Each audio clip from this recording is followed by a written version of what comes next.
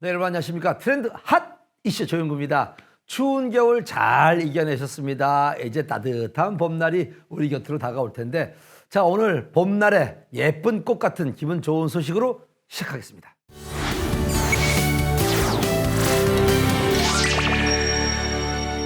음식을 씹거나 발음을 할 때 도움을 주고 웃을 때 심미적인 역할도 하는 치아, 중요하다는 거 다들 아실 겁니다. 그런데 예기치 못한 일이나 노화로 인해 치아를 잃는 분들이 참 많습니다. 특히나 이 앞니인 경우에는 모양이나 튼튼함 등을 고려해야만 한다고 합니다. 그래서 오늘은 앞니 임플란트에 대해서 자세히 알아보는 시간을 마련해 봤습니다. 화면으로 확인해 보시죠. 건강에 중요한 역할을 하는 치아. 특히나 입의 정 가운데 있는 앞니가 소실될 경우 생각해 볼 수 있는 앞니 임플란트에 대한 자세한 정보를 화면으로 담아봤습니다. 음식을 잘게 부수고 소화를 돕기 위한 저작 기능과 함께 심미적으로도 중요한 역할을 하는 치아. 여러 상황으로 인해 손상되거나 발치를 해야 하는 경우가 생기기도 하는데요.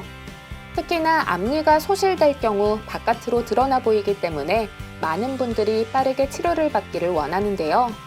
치료 중 많이들 선택하는 것이 바로 앞니 임플란트입니다. 앞니에 임플란트를 하게 되는 원인에는 여러 가지가 있습니다. 먼저 충치가 너무 심해 크라운 수족과 같은 치료가 불가능한 때, 부딪히거나 넘어지는 등의 외상으로 인해 치아가 부러지거나 빠지는 경우, 또 치주염으로 인해 치아의 동요가 심해 발치가 필요한 경우도 있고, 흔하진 않지만 선천적으로 앞니에 영구치가 나오지 않는 경우도 있습니다. 이러한 경우 예전에는 상실된 치아 양옆을 삭제해서 브릿지 보철을 이용해 회복하였으나, 이러한 브릿지 보철은 양옆에 온전한 치아를 삭제해야 하는 단점이 있고, 임플란트 술식이 발전하면서 정확한 진단과 치료가 행해진다면 전치부가 상실된 경우에도 양옆의 치아를 삭제하지 않고 임플란트를 이용해서 자연치와 아주 유사하게 회복할 수 있습니다. 문제는 앞니 임플란트가 자연치와 같은 기능을 하기 위해서는 어금니 임플란트에 비해 생각해봐야 할 조건들이 많습니다. 단순히 빈자리를 채우는 것이 아니라 잇몸의 형태와 색상, 옆의 치아와의 조화로움 등을 신경 써야 하기 때문에 난이도가 높은 시술에 속한다고요. 치아를 발치하고 그 부위에 임플란트를 잘 식립하고 나서 주변으로 비어있는 공간에 골 이식제를 이용해 발치와 보존술을 시행해 준다면 잇몸 부위의 형태까지 발치 전과 유사하게 보존할 수 있어 좀 더 자연스러운 결과를 얻을 수 있습니다. 이러한 방법으로 잇몸의 형태가 꺼지지 않고 잘 유지된다면 신비성을 높일 뿐 아니라 임플란트 치료 후에 주요 합병증인 임플란트 주변으로 음식물이 끼이는 등의 문제도 줄일 수 있습니다. 부작용을 최소화하기 위해서는 앞니 임플란트에 대한 정확한 지식, 숙련된 기술을 갖춘 의료진과 충분히 상의가 이루어져야 합니다. 그렇다면 까다로운 앞니 임플란트, 치료 기간은 얼마나 걸릴까요? 앞니 부위의 잇몸뼈가 어금니에 비해 얇기 때문에 이를 보완하기 위해 치조골 이식 등의 술식이 추가되는 경우 치료 기간이 좀 더 길어질 수는 있습니다. 일반적으로 3개월 정도, 길게는 6개월 정도에 걸쳐서 임플란트 식립에서부터 최종 인공치관 체결까지의 과정이 진행됩니다. 이 밖에도 앞니 임플란트에 관한 오해와 진실을 풀어보는 시간을 마련했는데요. 앞니 임플란트를 식립할 때까지는 빈 공간으로 둬야 되나요? 답은 X입니다.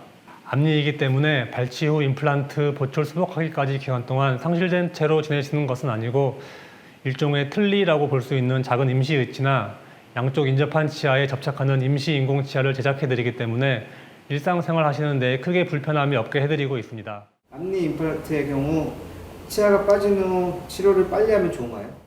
답은 O입니다. 앞니는 잇몸뼈가 얇아서 치아를 제거하고 나면 잇몸뼈가 빨리 줄어들기 때문에 가능하면 빠르게 진단하고 치료하는 것이 좋다고 봅니다.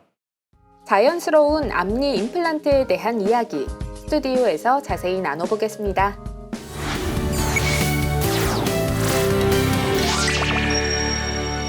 임플란트에 대해서 좀 더 자세하게 알아보기 위해서 김강현 전문의 모셨습니다. 안녕하세요. 안녕하세요. 사실 그 앞니 임플란트는 좀 생각할 것도 많고 까다롭다는 그런 생각이 드는데 어떻습니까? 주의사항도 좀 많을 것 같고 또 오시는 분들도 걱정을 좀 하시는 편인가요? 어금니의 임플란트 치료에 있어서 가장 중요하게 생각해야 될 부분이 씹는 힘에 견뎌야 하는 강도라고 한다면 그렇죠. 앞니와 같은 경우에는 강도도 물론 중요하지만 또 신경 써야 할 부분이 심미적인 부분인데요. 밑적 부분 같은 것도 또. 네, 그리고 뭐 심미적인 부분이라고 하는 것은 치아의 형태나 색조, 투명도 등이 자연 치아와 최대한 유사할 수 있게 회복될 수 있는 것을 얘기를 하고요. 또한 치아 외에도 잇몸 부분도 이제 발치를 하게 되면 잇몸이 꺼질 수밖에 없기 때문에 잇몸이 꺼져요? 네, 그렇죠. 그 잇몸을 꺼지지 않게 유지하게 노력하는 것도 필요하다고 합니다. 네, 이를 위해서 3차원 CT 등을 이용해서 식립할 위치를 정확하게 분석해서 식립하는 것이 필요하겠고요. 또한 어금니에 비해서 앞니의 잇몸 뼈는 좀 더 얇기 때문에 그 잇몸 뼈의 각도를 고려해서 임플란트 식립 각도를 잘 설정해서 식립하는 것이 필요합니다. 또한 임플란트를 구성하고 있는 구조물 중에서 지대주라고 하는 부분이 있는데요. 그 지대주도 일률적으로 제작되는 기성 지대주보다는 환자 개개인에 맞게 각각의 치아에 맞게 제작되는 맞춤 지대주를 사용하는 것이 추천됩니다. 네, 마지막으로 크라운이라고 하는 인공 치관을 제작하는 데 있어서도 앞니와 같은 경우에는 좀 더 신미적이고 투명한 재료를 선택해서 제작을 해야 자연치와 좀 더 유사하게, 다시 말하면 티가 나지 않는 보철물을 제작할 수가 있습니다. 사실 이제 앞니 임플란트를 하고 싶은데 임플란트가 불가능한 경우도 있습니까? 최근에는 잇몸뼈를 이식하는 기술이나 재료가 많이 발전했기 때문에 불가능한 경우는 거의 없다고 보시면 됩니다. 그러나 간혹 앞니와 같은 경우에는 잇몸뼈가 너무 얇거나 성장 중인 어린 환자에 있어서는 임플란트가 불가능한 때가 있습니다. 이때 예전처럼 브릿지라고 하는 술식을 이용해서 수복하는 방법이 있는데요.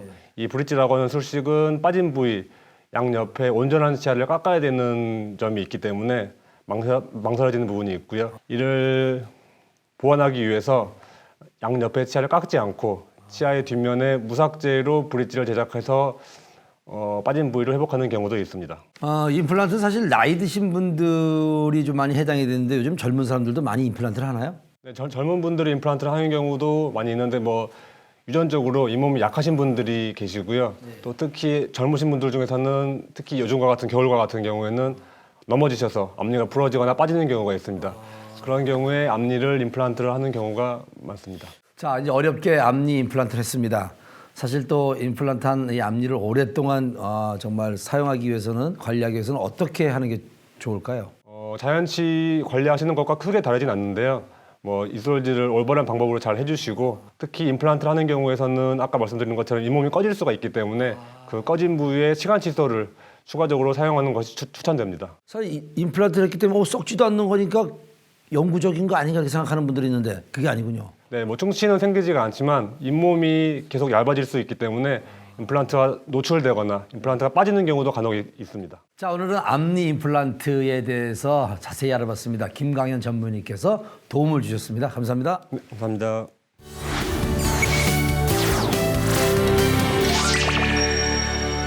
자, 우리 트렌드 아저씨는 여러분들에게 봄꽃 같은 기분 좋은 소식을 준비해서 다음 시간에도 찾아뵙도록 하겠습니다. 늘 많은 사랑 주셔서 감사합니다. 지금까지 트렌드 하디씨였습니다.